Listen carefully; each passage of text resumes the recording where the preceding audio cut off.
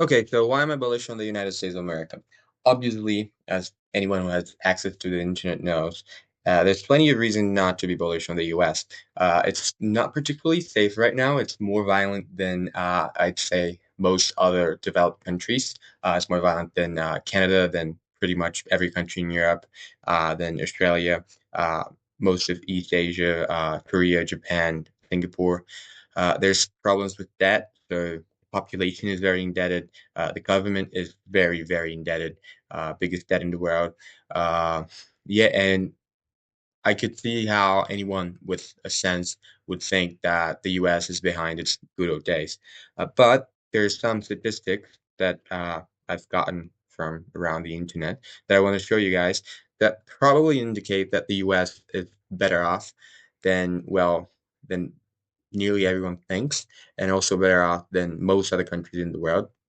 And also to top it off, some of those are very forward looking. So those are things that might show that the US is on good track to getting back to leading the world in terms of like wealth and development and etc. So first thing I wanted to show you guys is the countries by number and percentage of millionaires. So obviously, uh, if you look in absolute numbers, the US has nearly 22 million millionaires, which is a lot. And it's like 40% of all the millionaires in the world live in the US. So 4 out of every 10 live in the US. It's amazing considering it's only one country. But also percentage wise, it's actually pretty good. If you take Switzerland out, which is clearly an anomaly, Switzerland is very small and it's doing really, really well. Uh, you got Hong Kong, Australia, Netherlands, and then we have the US. It's better off than Singapore, Sweden, Canada, Belgium, Norway. And you might think that millionaires are like the elite, but if you think about it, this is the entirety of the adult population. So 18 plus, I'm assuming, or maybe 15 plus. And you don't expect anyone at 18, at 25, even at 30 to be a millionaire. So I'm assuming that if you look at older ages, 45 plus, 55 plus, even 65 plus, the ratio of millionaires will be much, much higher, which just indicates that if you live in the US, and to be fair, in one of those other countries as well, and you're patient and you work hard and you make good life decisions, it's not just possible, but actually likely that you end up being a millionaire when you're older. And the US, even though it's not number one, it's one of the closest ones up here, which, in my opinion, is a pretty good sign. Second, we've got HDI, and I'm actually going to show the international HDI first. The US has been falling off the list quite a bit. Until 97, it was the highest country in terms of HDI in the world, and now it's tied for 20. It's still not bad. I mean, it's above Slovenia, Austria, Japan, Israel, Spain, France, Italy, and it's tied with Luxembourg, which is known to be a great country to live. The overall HDI is still really high, but it's clearly below many other countries. And even though HDI is not a perfect index, it clearly shows that those countries, at least in some metrics, are doing better than the United States. But if you look at like the top 10 around, so you're going to see that they're all between 0.94 and 0.97, let's call it like that. So between 0.94, 0.97, that's where the top 10 actually are. And if you look at the US state by HDI, you're going to see that there's a bunch of states, in fact, 10 states that are also in between that level of HDI, between 942 and 956.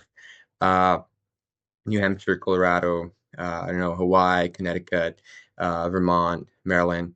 And since the US is so big, that's one thing that I want to really bang on here. There's bad states and there's good states. And you're still a citizen of the United States, so you can go wherever you want. So even though the average gets drawn down, there's so many good states, good cities with such diverse climates that you can still live on and have one of the best quality of lives in the world. Like if you live in New Hampshire, in terms of AGI, you're, well, where's Europe here? You're literally like above Denmark and Sweden and Germany and Singapore. So it's a very, very high quality of life state. And there's plenty to choose from. If you like a little bit of a warmer weather, you can go to Hawaii. yeah, there's clearly many options if you like the beach, Hawaii as well, I guess. But you could also be in like Colorado and still have a 0.952, which is equivalent to Denmark. So, uh, yeah, just the fact that the US is so big means you almost definitely have very, very good choices for quality of life. Following up, I'm gonna go for GDP per capita, which some people don't like. I still think it's quite a useful measure.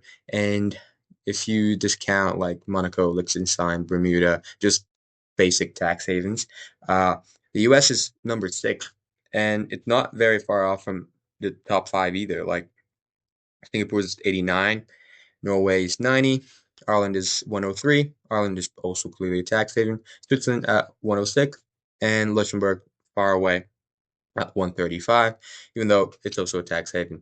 So the US is a solid six here, which is really good. And another thing to add is it's six and it has 320 million people, whereas like all the others combined maybe have like 20 million people. So it's clearly very different. And the US still produces a lot. Like it's very productive and it generates wealth at a pace that very few other countries. If you look at, I don't know, Canada, Germany, the UK, France, Italy, Slovenia, even Japan, like the US is now at nearly triple the productivity of Japan per capita, which is insane. Following up, this is useless, but following up, for Global Innovation Index. The US ranks third. Again, Switzerland really is a show off. It's been better in every single one of the data that I've showed, but it's a country with 10 million people, and most of them speak a very weird variety of German.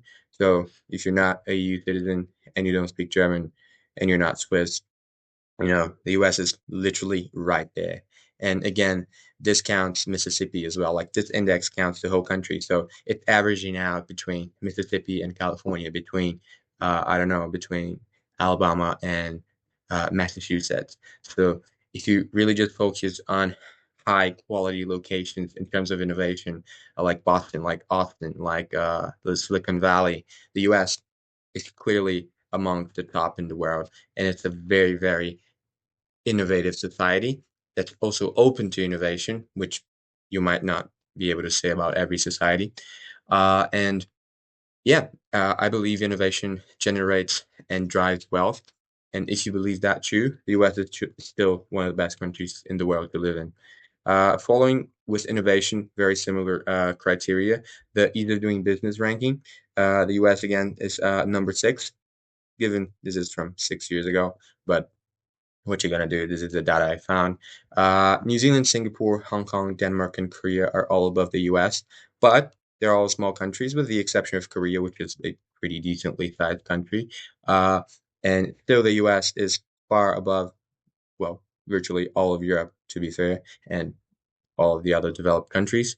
Uh, Again, if you break it down by US state, it's going to be very different. And if you go to like a low income tax, low bureaucracy state like New Hampshire or like Florida or like Texas, who knows? Maybe if they're ranked individually, they might even be number one here. Uh, Following up by natural resource value, I believe within the next few decades, if we really do get a little less globalized, uh, natural resources are going to be more important because you kind of get what you have and you're not going to trade as much. And anyhow, the US is literally second for that. Obviously, it makes sense because it's really big. It's below Russia, which is the biggest country in the world by land. And yeah, but the US is still second. And if you're going to bet on natural resources, and not just those, but even basic ones like water or uh, land that you can plant in. The US is still top notch, mostly because it's just huge. It's got very high um, quality of rivers where it's really easy to get stuff out and in, and that's very important. So, in terms of natural capabilities and just the geography in general, the US is one of the best. It's in one of the best positions to be in the world. Following up, here we have average wage, a little different for GDP, but you can still see that the U.S. rocks. It's been near the top for the past, well, forever. In 2020 was second. 23 fell to third. And again, Iceland and Luxembourg are really small. And right now, the average wage in the US is even above Switzerland, which is, well, clearly very impressive. And again, if you go by state, you're going to see there's plenty of states in the US. If you see that Luxembourg, the top one, was 85,000. Um, and there's eight, I believe, one, two, three, four, five, six, seven states that are above 85,000. So there's seven states in the U.S. where your average earnings yearly are going to be higher than in any country in the world. And you can pick and choose. You want to go to the beach, you could be in California. You could be, if you like the city, you could be in New York. If you like a little more of a chill vibe, you could be, well, it's not in the top, but you could be in New Hampshire. So there's options and options and options.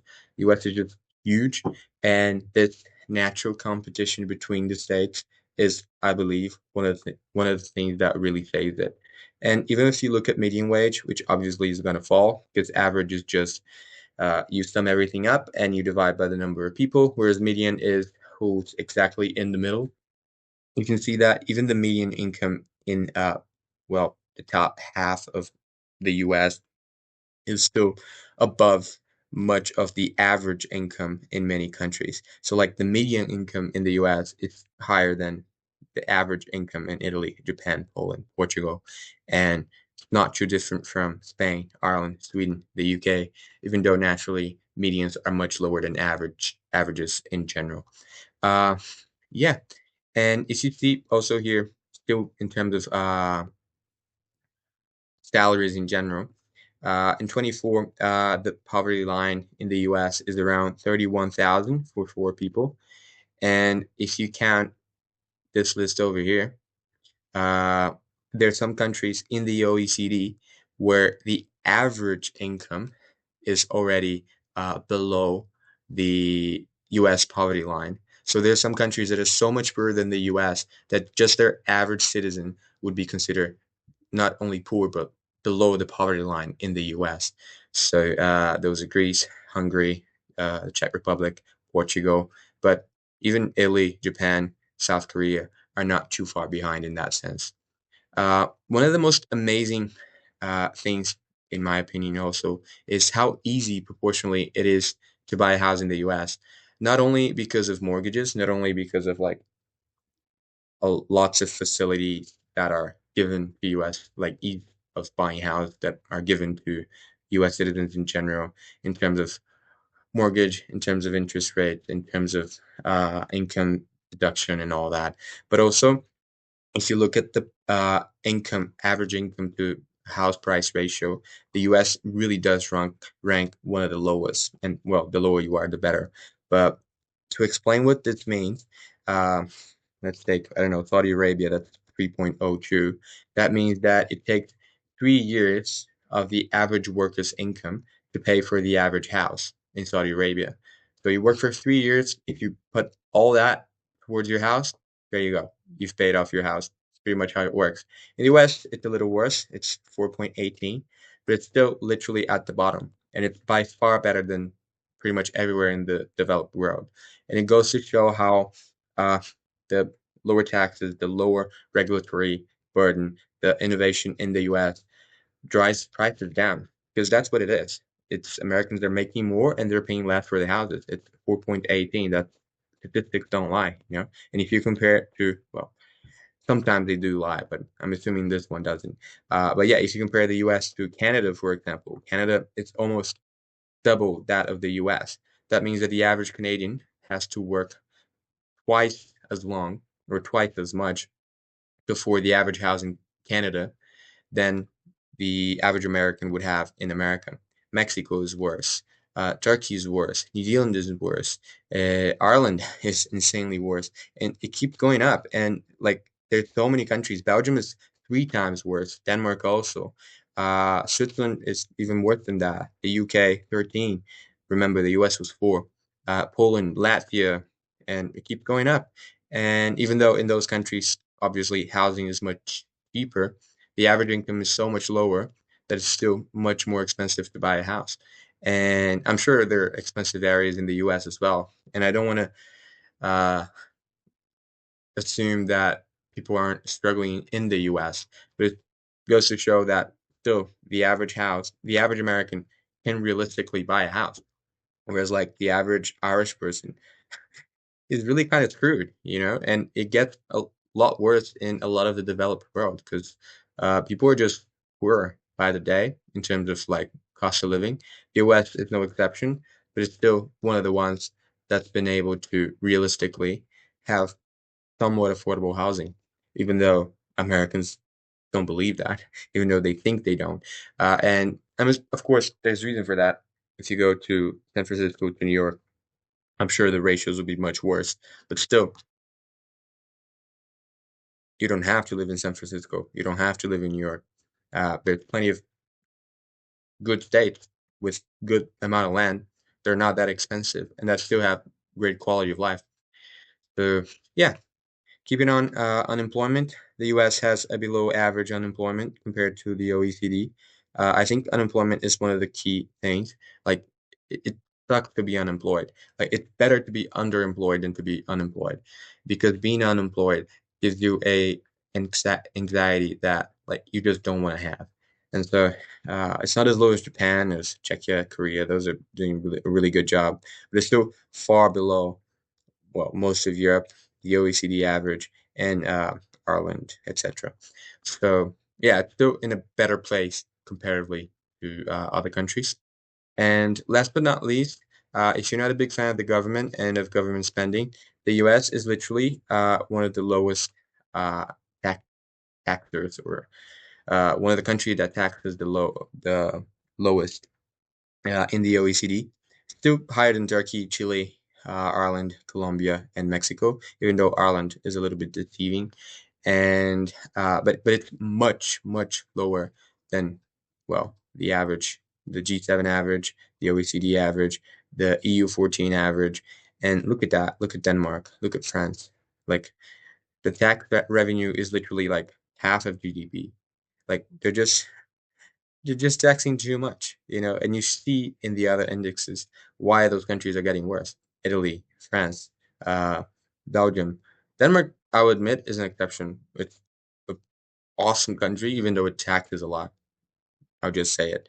But overall, if you want to be taxed less, the US is still one of the best countries to be, at least among typically developed countries. Obviously, Singapore, uh, Dubai, the UAE, etc., are going to be even better than that. But there's some trade offs with that. And the US being a huge country with all the advantages that I've just mentioned, the fact that on top of all that, you're going to get taxed a little less, it's still really good. And again, this has been a video where I've just shown a good case for the US. I could top it off with, I'm actually might do that right now. To top it off, I'm going to show you guys how much a bunch of different countries pay in income tax, depending on their income, obviously. So, for example, if you make 30,000 euros a year, the lowest tax rate would be Switzerland, Canada, US would be third. Uh, Highest would be Denmark, Italy, Germany, France. This is effective tax rate, not marginal tax rate, if you're wondering. And as it goes up to 40,000 to 70,000 uh, to 120,000, you see that the US is always uh, in the top three countries that tax the least. And if you compare high earners here, it's literally the one that taxes, like out of the countries I picked here, it taxes on average lower than New Zealand, assuming no state income tax, just so you know. So if you live in Texas, New Hampshire, Tennessee, Washington, Alaska, etc. Switzerland also, I had to choose a specific canton. I chose Zurich, but still, you have to choose something. And yeah, it just goes to show that at least you're paying less taxes. And if you like paying less taxes, sure is good. So as I was saying, there's lots of bad data on the U.S. but I don't want everyone to just assume that the US sucks across the board. It's still one of the better countries to live in, and there's some indication that it might be going the right direction again. So, yeah, this is why I'm bullish on the United States of America.